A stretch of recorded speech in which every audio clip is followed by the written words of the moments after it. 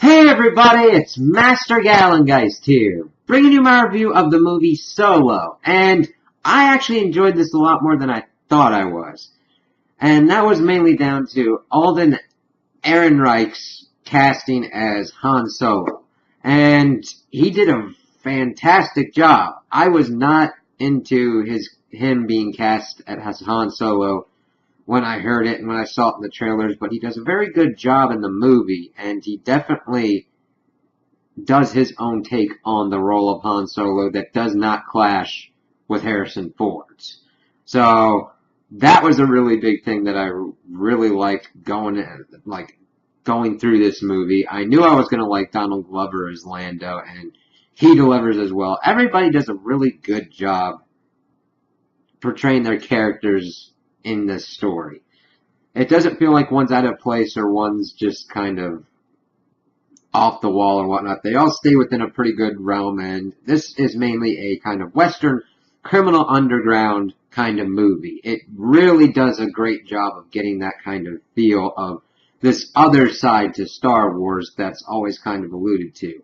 Because in the main movies, it's more big scale. This one's kind of a little bit lower scale. It's just people on the ground, gritty, kind of dirty kind of stuff, and it's really kind of cool seeing that kind of stuff here, and also kind of name drops of like Bossk and everything with like the seedy underground and underbelly of what's going on in the galaxy at that time is pretty cool. So the movie starts off, and we're on Corellia, and Han has to escape a deal that went wrong, stealing a land speeder, and he gets back to the base of operations because on Corellia there's this woman, Lady Praxia, that kind of runs all the underground kind of things, protecting young urchins in return for them running errands and doing things for her. He's able to sneak in and show his girlfriend, Kira, that he'd gotten some coaxium and there's enough that they can get off the world. So that's when Han gets kind of dragged in to explain himself, but he's able to get out of the situation, take Kira with him, and kind of race off. They, of course, are set after by goons that are coming from Lady Praxima, but they're able to get into an Imperial place so that way they could get through to the kind of more civilized sector of Corellia. They're able to get an Imperial officer to accept their bribe, but as they're getting through, Kira gets captured and is separated from Han. So, as they're trying to search around through this area to find him, he decides to join up with the Imperial Navy to become a pilot and then come back.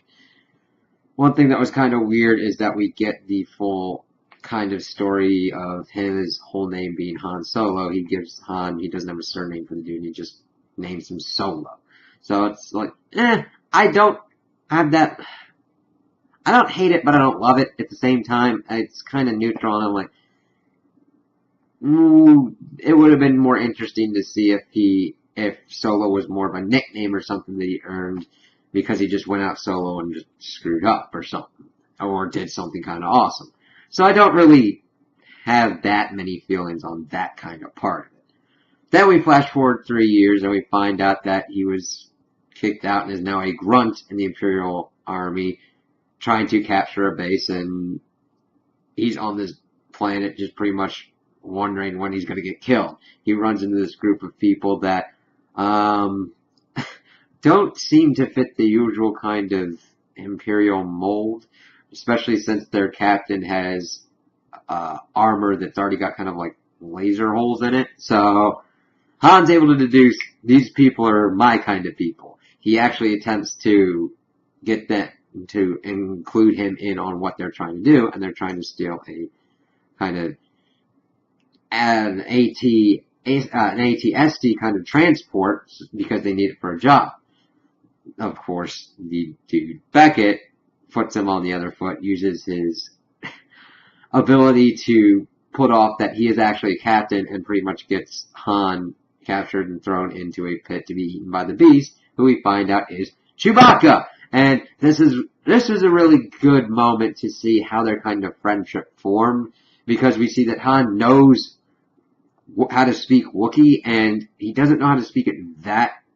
He can speak Wookiee as well, and seeing him try and do that and try and get it, he's like, hey, dude, we need to kind of do this. We're gonna fake fight, and we'll get out of here. I got people. Let's do this. And Chewie's like, all right, sure. And they get it to bust open the pit, and they get out. Get out. They're chained together. Chewie just friggin' chucks Han up out of there and then gets out with them, and they're able to find their way through the field. Beckett and his crew are taking off, but Beckett decides to give him a chance, and they lower down, and they take Han and Chewie with them. And they start kind of going over what they're trying to do. They're trying to go after transport. They're going after hyperspace fuel coaxium. And that's pretty much it. And they're kind of introducing themselves.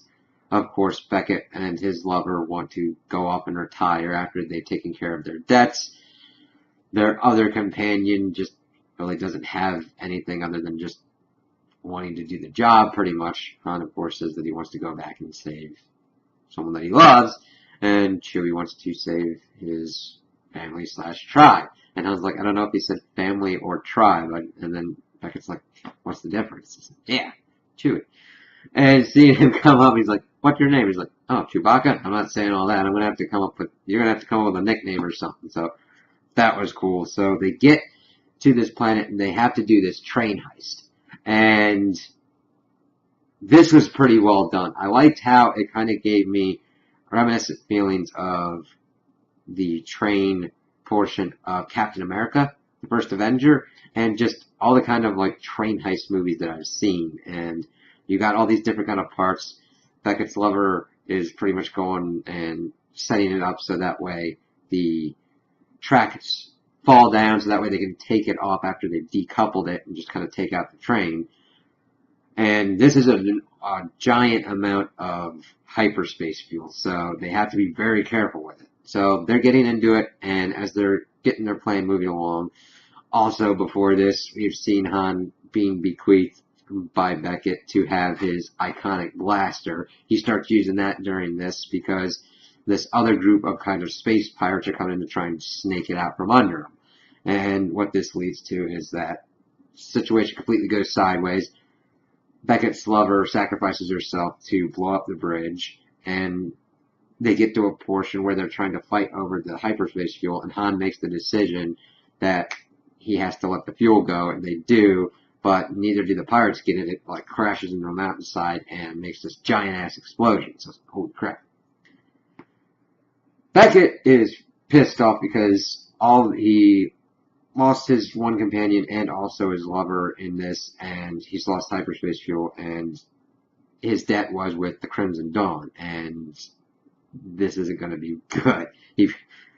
But Han and Chewie volunteer to go with him to help make it right. Yeah, that's pretty cool. They do a good job of balancing the smuggler aspect of Han Solo as well as the good guy aspect of Han Solo.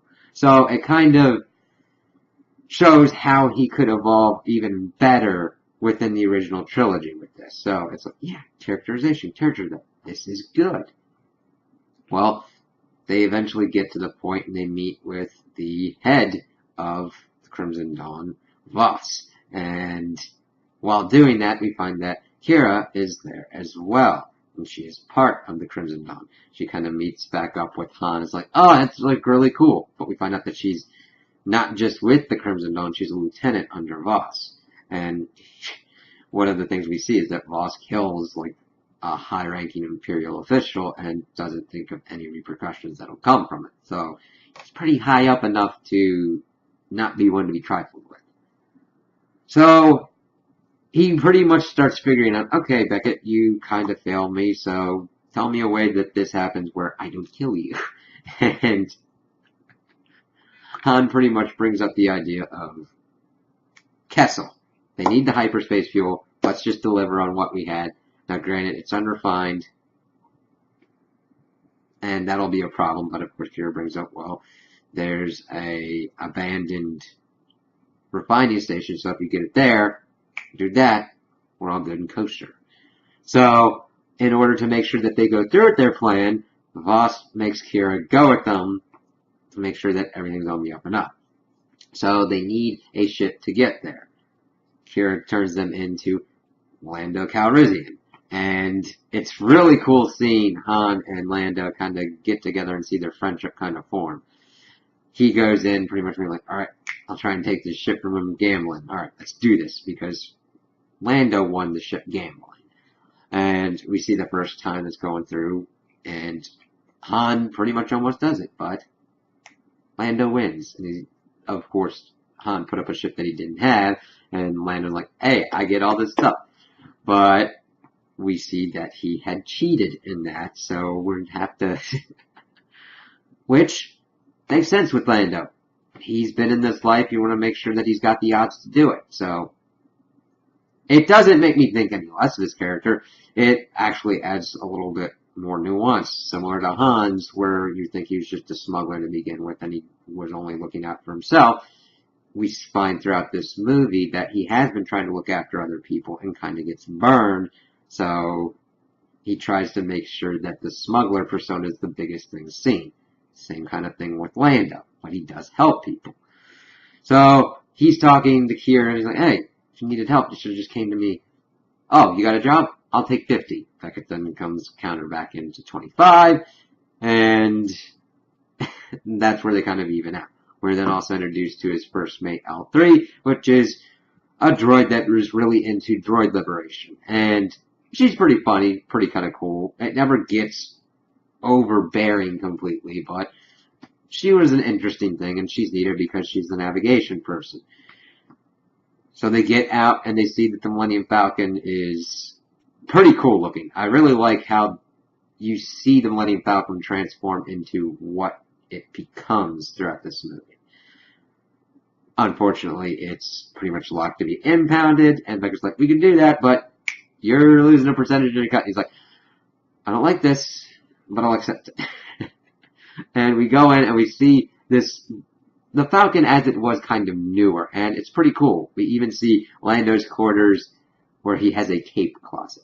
All of those kinds of capes. I would think nothing less. Lando would do nothing less. It's great. So, they go through and we see that it's hard to get to Kessel because there's a maelstrom kind of thing. It's this weird kind of storm that you have only a certain kind of navigation route to go through. So they come up with this plan on what to do in Kessel to get into the vault, which is going to be in the deepest part. And we get a lot of cool callbacks. Kira is the one that kind of goes through and is the one that's trying to sell slaves, Han and Chewie, and she's going into barter. And her security agent is Beckett, dressed up in the suit that Lando will eventually use in Return of the Jedi when they're helping to break Han out. I like that. That was just cool. So they get into their kind of areas. We see the Wookiee rage because they get to a point where they're like taking out their guards as they're being taken down to lower levels, and Chewie freaking rips this dude both of his arms off, and Han's like, dude, thanks for kind of ruining the outfit that would have fit me perfectly. But, of course, he still is able to get his suit on. Of course, the rest of the people in the control room are able to take it over. Beckett doing some cool stuff. L3 pretty much starting a droid revolution by taking off restraining bolts. The one dude's like, yeah, I've got this. And she's like helping them get down to the lower levels. But as they're descending lower towards the vault, everything just starts freaking going crazy. Chewie sees some Wookiees within the spice mine and decides to go after and help them. And Han doesn't begrudge him for that. He's like, oh, crap, fine. You do you, take this, help your people. And then he goes down, he gets to the vault, he's able to get it in, and he's loading them up, and they're like, alright, you just gotta do 11 more. By myself, it's fine. And he does it. He's like trying to push everything while all these guards show up at one point to try and get him, but of course Chewie and the rest of his Wookiee brethren come and help him out as they get it to the Falcon. Everybody gets up there and it's pretty much bedlam and chaos. L3 gets destroyed, severely injured, but not to the point where she's completely destroyed. Lando goes out to help her, he gets injured as well, but guess what? Han goes to help him. They get up and everything on there, and they run into the problem that there's an Imperial Star Destroyer coming down the pipeline. It's like, Han's like, nah, it's alright, no problem. They won't send a TIE fighter for us. We're just a small little thing, and then these TIE fighters are coming. Like, crap. So they got to come up with a plan, and Han's like, we're gonna go through the maelstrom. We got to do this in less than 20 parsecs, and they did justice to the Kessel Run. So they're going through. Han's pulling off crazy maneuvers and pretty much beating on holy shit out of the Falcon, and they get the idea to upload L3 into the navigational systems of the Falcon so that way they can get through the maelstrom. They need that because there's also some kind of weird ass eldritch kind of creature that's living in there. And like, holy crap! And they get next to a gravity well and they're like, crap, crap, crap. And Han did that to get the creature off of them and get it sucked in, which, by the way, was really awesome in how it was sucked in because eventually its skin gets pulled back and its skeleton gets all so, yeah. And the unfortunate thing is they're pretty much caught in the gravity wells as well. Han and them get the idea, okay, how about we take some of that unrefined fuel, put it into the reactor, and shoot us out of here. So they're able to do that and get out. It's like, all right. They get to the planet to refine it, and it's all kind of good, but the pirate band that was chasing them in the beginning is there as well. And the thing is, we learn from the pirate leader that she's very young and that they're not stealing it to make a profit. They're stealing it to help people. Stealing it because the Crimson Sun has done horrible things to their people and everyone else, and that they don't want this to fall into their hands. Okay. And the thing is, we got a cool little standoff with that before, and Han tried to help himself out, and Lando was waiting the Falcon for his cut. And he's like, hey, there's 30 guys in there, so they're just waiting for my signal. And the Falcon takes off. I was like, the comedy in this fit very well. There's a great matching of tone throughout this whole movie. It doesn't feel forced or out of place humor. It just fits with the characters that we know and love and the universe that's in it. It was just great. So they come up with a kind of plan. Beckett decides to not go with them on that plan, instead goes off, and we see that Kira and them are trying to double-cross Voss. Voss, of course, has information on this because Beckett decided to turn on him. And Beckett's like, well, that's fake coaxium. And Han had even hit his blaster in there. It's like, hey, watch out for that. And we'd seen that the Crimson Sun had sent soldiers to go and take it from the pirate gang. But we come to find out that it's not there. They thought that it was fake coaxium, but it's not. And this then kind of changes things. And Beckett's fine, instead takes Chewie hostage and takes the coaxium himself, leaving Kira and Han to fight Voss. And this was a pretty good scene. It really showcased Han's both battle prowess and inability. He's able to dodge and make sure that he doesn't get completely screwed over by Voss, but he still is not in that refined stage. He has horrible luck sometimes, but his luck didn't completely screw him over here. This, however, was more of a fight between Kira and Voss more than Han. It was more of their kind of thing. She's able to kind of trick him and at the end take him out. And she, of course, tells Han to go get Chewie and that they've got enough here to buy their own ship and get out. But, of course, you get the feeling that Kira is not going to be doing that. So Han leaves and meets up with Beckett and Chewie, and he's telling, of course, Beckett gets ready to take him out, but Han shoots first. And granted, I know it seems kind of stupid, but I'm glad that they did that. Because Han had seen that this guy only looks out for himself and trusts nobody. So how can you trust somebody that trusts nobody also? And I don't think that makes Han bloodthirsty. Chewie's life was in the line. He needed to do something to help his friend. Now granted, he didn't like doing it, but he did it all the same. Even while Beckett was dying. It's like, that was the first smart move you ever made, kid. And that was really cool. But we then switch over and we get a big surprise. We find out that the boss that Voss was reporting to is Darth Maul. and wants to know what happened, and Kira, of course, has now decided to assume his place and take over the Crimson Sun. And of course, Beckett has alluded to her being a survivor, and Han sees her go off, and it's like, wow. So you kind of get the feeling of why Han is the way he is, closer to A New Hope and everything that's going on, and why it's even a little bit also would have led to differences that would have happened in the new trilogy. I didn't expect this or really even thought that this was needed, but now that you see it, it's very good in developing Han's character even further and developing the kind of actions and rationales that he's done. Why he would feel safer being just a smuggler and doing these kinds of things instead of dealing with what was going on with Ben and Leia. Now, granted, he had been older at that point and probably would have seen that Leia is not Kira, but you can see that the woman that he loved at this point, he'd been trying to do all these things to go and save her and help her and be with her. She left him. And that was an interesting turn of events. So we get towards the end and we see Lando had said that he never wanted to see Han again. And he comes in and he's able to see Lando's thing and his card pull up the sleeve. And he hugs him and everything. I'm like, he did something. So he plays him again, and this is where he wins the Millennium Falcon. This is the thing. And he didn't cheat for it. He won fair and square, and he showed the card that Lando would have cheated with, and gets the Millennium Falcon.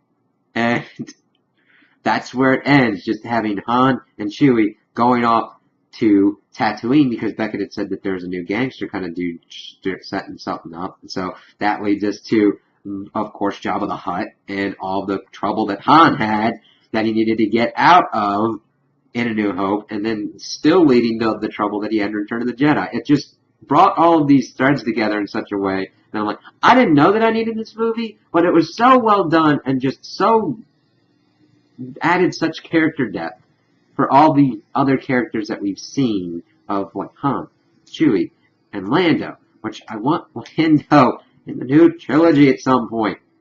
He's just awesome. It was just very well done, and I expected this to be iffy. I did not expect to like this as much as I did, and think this actually adds an important piece to the Star Wars canon, and something that I really enjoy. I really hope that they do more kind of the Western aspects of Star Wars like this, because it'd be just great. You know, like, I mean, you don't have to do all different kinds of stuff, like just completely do a Western series or anything, but these kind of aspects to show it were just really kind of cool and just another kind of side to Star Wars. So, those are my opinions on the movie. Tell me what you guys think in the comments below. If you liked it, if you didn't like it, if you agree with me, if you disagree with me. Also, like and subscribe, and I hope you have a good day.